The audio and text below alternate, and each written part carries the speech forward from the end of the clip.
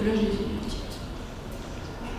On est là pour le lancement du projet ciblé SIP, coordonné par 2 personnes qui sont David Curjoli et Solveig Serre. Donc, je suis Joëlle Farchy et je coordonne donc avec Cécile Méadel qui est là. Nous sommes toutes les deux responsables de ce programme STIX sur le métavers.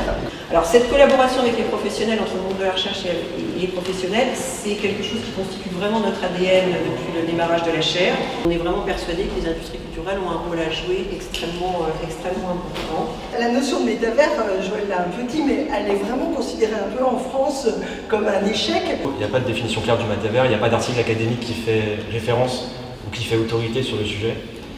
Une de nos premières difficultés, c'était justement de trouver une définition de métavers. Et donc pour analyser l'innovation et les singularités économiques du métavers, il faut prendre parti. Donc il y a beaucoup de références à Matrix, à Ready Player One, etc.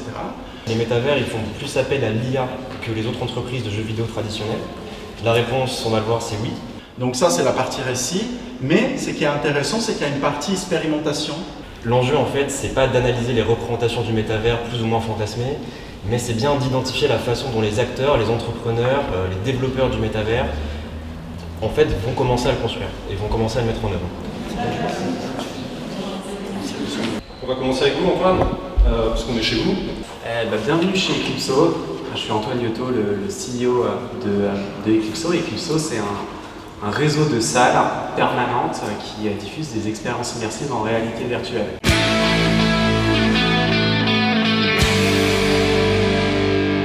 Le free roaming, en fait, c'est cette capacité, en fait, une expérience en réalité virtuelle, non seulement de pouvoir regarder à 360, quand vous avez le casque sur la tête, mais également de pouvoir vous déplacer librement sur une surface donnée.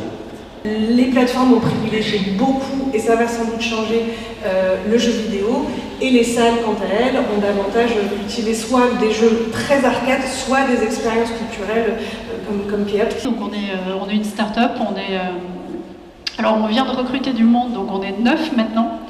On était au début